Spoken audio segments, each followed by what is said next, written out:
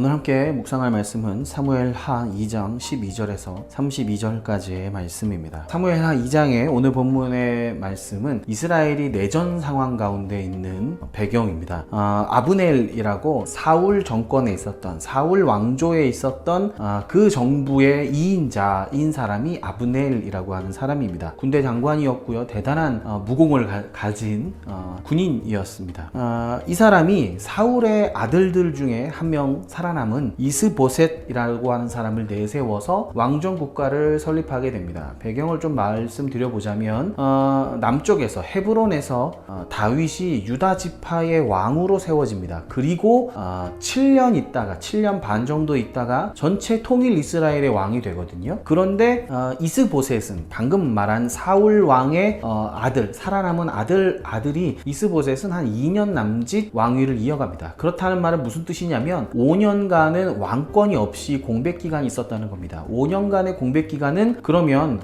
약간 계엄령 같이 왕이 갑자기 죽었기 때문에 왕과 그의 후계자였던 세자 요나단이 함께 죽었기 때문에 사울 왕조가 급격히 흔들리는 상황에서 사울 왕조의 그 정권을 떠받치고 있던 아브넬이라고 하는 2인자가 아마 5년간은 통치를 그냥 비상 상황에서의 통치를 이어간 것이 아닌가 싶습니다. 그런데 이 5년 정도가 지나고 아브넬이 이스보셋이라고 하는 왕가의 후계자를 선택해서 왕으로 세운 겁니다. 다시 말하면 왕조를 다시 시작한 겁니다. 그 사이에 남쪽에서는 다윗 왕조가 새로 시작한 상황이죠. 그러니 왕조와 왕조가 새로 이스라엘을 두고 격돌할 수밖에 없는 역사적 상황이 벌어진 상황입니다. 누가 더 정통성이 있었느냐라고 따질 때는 사울 왕조의 신하였던 아브넬이나 사울 왕조의 가족이자 신하였던 다윗이 격돌할 수 있었던 겁니다. 그런데 이제는 사울 왕의 후손을 선택해서 왕조를 세우는 그 순간에는 이제는 부딪혀야 되고 싸워야 되는 상황이 오게 된 것입니다. 그리고는 어디서 싸우게 되냐면 기브온이라고 하는 곳에서 싸우게 됩니다. 기브온에서 싸우게 되어서 결국엔 아사헬이라고 하는 다윗 쪽의 장수 한 명이, 군대 장관 한 명이 죽게 되고 그 일로 인하여 휴전을 맺게 되는 이야기까지가 오늘 본문의 내용입니다. 같이 본문을 읽으면서 묵상해 보시도록 하겠습니다. 넬의 아들 아브넬과 사울의 아들 이스보셋의 신복들은 마하나임에서 나와 기브온에 이르고 스루야의 아들 요압과 다윗의 신복들도 나와 기브온 못가에서 그들을 만나 함께 앉으니 이는 못 이쪽이요 그는 못 저쪽이라. 아브넬이 요압에게 이르되 원하건대 청년들에게 일어나서 우리 앞에서 겨루게 하자. 요압이 이르되 일어나게 하자 하매 그들이 일어나 그 수대로 나아가니 베냐민과 사울의 아들 이스보셋의 편에 12명이요 다윗의 신복 중에 12명이라. 각기 상대방의 머리를 잡고 칼로 상대방의 옆구리를 찌르매 일제히 쓰러진지라. 그러므로 그곳을 헬갓 핫수림이라 일컬었으며 기브온에 있더라. 그날에 싸움이 심히 맹렬하더니 아브넬과 이스라엘 사람들이 다윗의 신복 앞에서 패하니라. 그곳에 수류야의 아들 세 아들 요압과 아비새와 아사헬이 있었는데 아사헬의 발은 들노루같이 빠르더라. 아사헬이 아브넬을 쫓아 달려가되 좌우로 치우치지 않고 아브넬의 뒤를 쫓으니 아브넬이 뒤를 돌아보며 이르되 아사헬아 너냐 대답하되 나로다. 아브넬이 그에게 이르되 너는 왼쪽으로나 오른쪽으로 가서 청년 하나를 붙잡아 그의 군복을 빼앗으라 하되 아사헬이 그렇게 하기를 원하지 아니하고 그의 뒤를 쫓음에 아브넬이 다시 아사헬에게 이르되 너는 나 쫓기를 그치라. 내가 너를 쳐서 땅에 엎드러지게 할 까닭이 무엇이냐. 그렇게 하면 내가 어떻게 내 형 요압을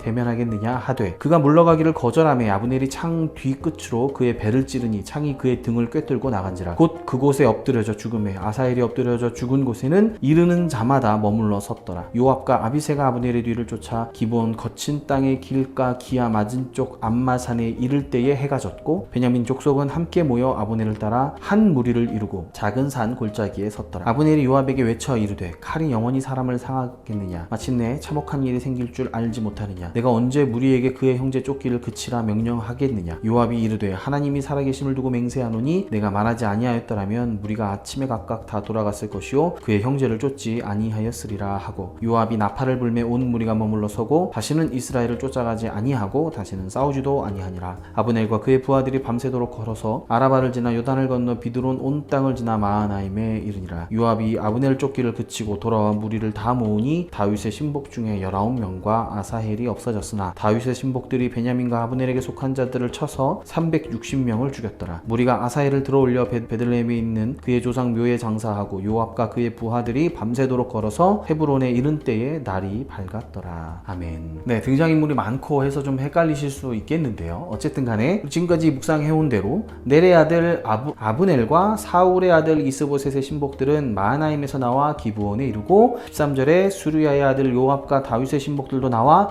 기브온 못가에서 그들을 만나 함께 앉으니 이는 못 이쪽이요 그는 못 저쪽이라. 이렇게 표현합니다. 오늘 본문의 시작이 되는 말씀인데요. 제가 앞서서 말씀드렸듯이 왕조와 왕조가 이제 부딪히는 일밖에 남지 않았는데 어디서 부딪혔느냐면 사울의 군대는 마하나임에서 나와서 기브온에 이르렀습니다. 그런데 수르야의 아들 요압과 아비새와 아사헬 이렇게 세 명인데 수르야는 누구냐면 다윗의 누이입니다. 다시 말하면 요 세 명은 다윗의 조카인 것입니다. 이 세 명이 군벌을 장악하고 있는 아주 대단한 군사들 세 명입니다. 장군들이죠. 나중에 그래서 이 일들이 되게 힘겹게 되는, 다윗을 힘들게 하는 문제가 일어나기도 하지만 어쨌든 오늘은 수르야의 아들 요압과 다윗의 신복들이 또 기브온가로 나왔습니다.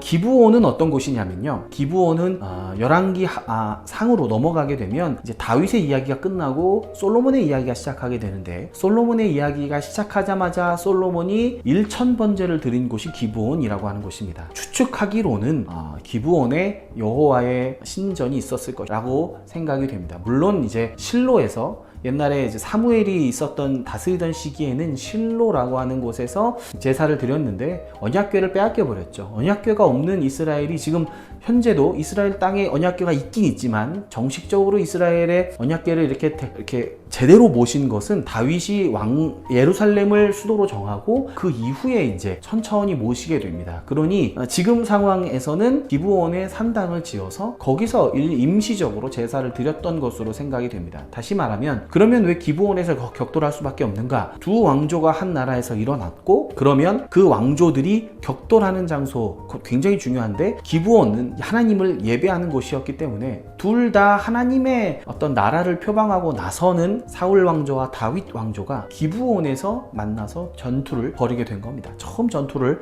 벌이게 되는 것이죠. 1000번제를 드렸던 그 장소였고요. 신앙적으로 아주 중요한 요충지에서 격돌하게 됩니다. 불가피한 충돌이었습니다. 14절 말씀이 이렇게 표현합니다. 아브넬이 요압에게 이르되 원하건대 청년들에게 일어나서 우리 앞에 겨루게 하자. 요압이 이르되 일어나게 하자 하매. 무슨 말이냐면 옛날에 이제 골리앗이 했던 것처럼 1대1로 또는 몇 사람 뽑아서 야 이걸로 우리 전쟁을 대신 해보자 라고 이야기했던 것입니다. 아브넬이 북쪽의 사울 왕의 장수였고 지금은 현재 1인자인 사울 왕조의 실제적인 1인자인 아브넬이 제안을 하게 됩니다. 그리고 요압이 또 그것을 받아들여서 그래 그렇게 하자라고 해서 청년들이 대리전을 펼치게 되고 얼마나 혈투를 벌였는지 12명씩 24명이 싸웠는데 동시에 죽게 됩니다. 거의 동시에 죽었다. 이 말은 싸움이 너무 치열해서 살아남는 사람이 없었다는 겁니다. 진짜 칼과 진짜 무기로 싸움이 시작했는데 그럼 다 이제 한순간에 다 엎드려지게 되는 것입니다. 22절 말씀에 이렇게 표현합니다. 아브넬이 다시 아사엘에게 이르되 너는 나 쫓기를 그치라. 내가 너를 쳐서 땅에 엎드려지게 할 까닭이 무엇이냐. 그렇게 하면 내가 어떻게 내 형 요압을 대면하겠느냐 하되 사실은 이 사람들이 다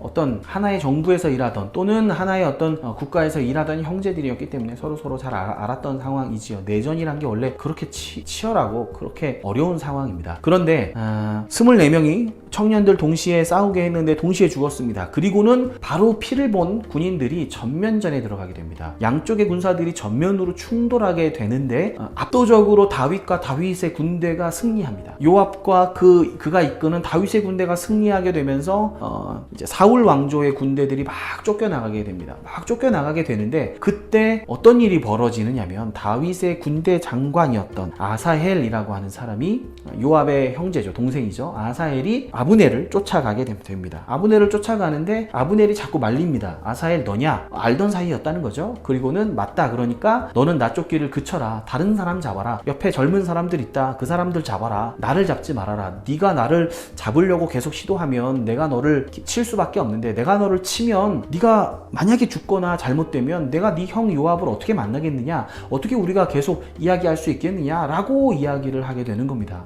이 말로 미루어 보아선 아브넬에게 있어서 아사헬은 무력으로는 한참 뒤처진 사람으로 깨달았다는 겁니다. 그렇게 인식하고 있다는 겁니다. 아사헬이 잘했던 것은 들나귀처럼 빨랐다라고 이야기했으니까 아사헬은 굉장히 빠르게 달려오는 사람, 추격에 능한 사람, 스피드가 있는 사람이라고 할 수 있지만 딱 붙었을 때 일기토가 약했던 사람이었던 것 같습니다. 그러니 아브넬이 따라오지 마라. 내가 너를 죽이면 니네 형을 어떻게 보겠느냐? 요압하고 어떻게 내가 이야기를 하겠느냐? 이렇게 이야기를 하는 겁니다. 그런데 군대 장관이었던 아사헬은 조급했던 겁니다. 이 내전을 빨리 끝낼 수 있는 방법은 저 사람을 죽이면 된다. 아브넬이 없어지면 이 땅은 완전히 넘어오게 될 것이다 라고 생각했던 겁니다. 사실은 그게 되게 군인다운 생각이지만 정치적으로는 또는 여러 상황을 고려할 때 그렇게 지혜로운 생각은 아니었습니다. 어쨌든 간에 끝까지 추격하다가 결국 아브넬이 창 뒤끝으로, 창 뒤끝은 무엇이냐면 창에 이렇게 쇳덩이가 무기가 달려있는 부분이 아니라 뭉툭한 나무가 달려있는, 물론 거기에 쇠장식이 있을 수 있지만 어쨌든 무기로 사용하지 않는 부분으로 아사헬의 배를 쳤습니다. 그런데 아사헬의 배가 관통되면서 사망하게 됩니다. 두 가지 가능성이 있죠. 아사헬이 굉장히 빠르게 쫓아왔다, 너무 자기 속도를 이기지 못할 만큼 쫓아왔다든지, 아니면 아브넬이 이렇게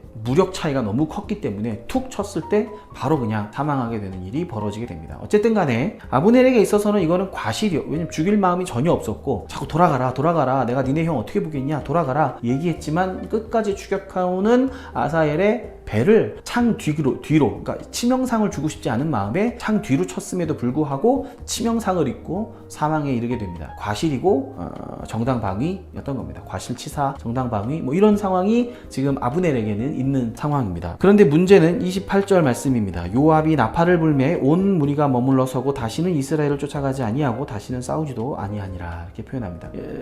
아사헬이 그 자리에서 죽게 되고 아브넬과 사울 왕의 군대는 다시 이렇게 진영을 갖춰서 높은 곳에 진영을 잘 갖춰서 머물게 되어 있고, 이제 이스라엘의 다윗 왕조의 군대들이 쫓아오고 있는 상황입니다. 그런데 먼저 높은 자리를 선점한 사울 왕의 군대가 높은 자리를 선점해서 방어하기 유리한 위치에 딱 서고 나서는 야, 이제 그만 쫓아와라, 우리 이제 그만 휴전하자, 이렇게 제안을 하는 겁니다. 너네가 언제까지 쫓아오겠느냐, 언제까지 형제들을 치라고 하겠느냐, 그만 쫓아와라 라고 아브넬이 말하게 되고, 요압이 네가 만약에 아침에 청년들을 내보내서 우리 싸우게 하자 이 말만 안 했어도 야, 우리 전쟁 아까 끝났다, 이렇게 이야기하는 겁니다. 서로에게, 이제 상대방에게 잘못을 미루면서 왜 끝까지 추격하냐, 네가 왜 싸우자 그랬냐, 이제 이렇게 이야기하면서 서로 주고받는 내용인데, 이 두 인물이 굉장히 배울 점이 많은 인물들은 아닙니다. 어쨌든 간에 잠시 휴전을 하게 되어서 이제 모여서 계수를 하게 되는데요.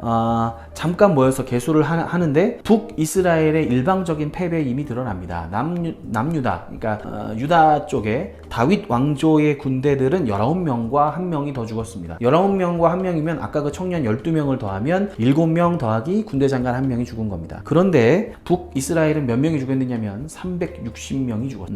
굉장히 비극적인 전쟁이었고 다시는 싸우지 않게 되었다는 것인데, 형제간의 싸움이었습니다. 우리의 싸움은 혈과 육에 대한 것이 아니라고 했던 에베소서의 말씀을 떠올리게 됩니다.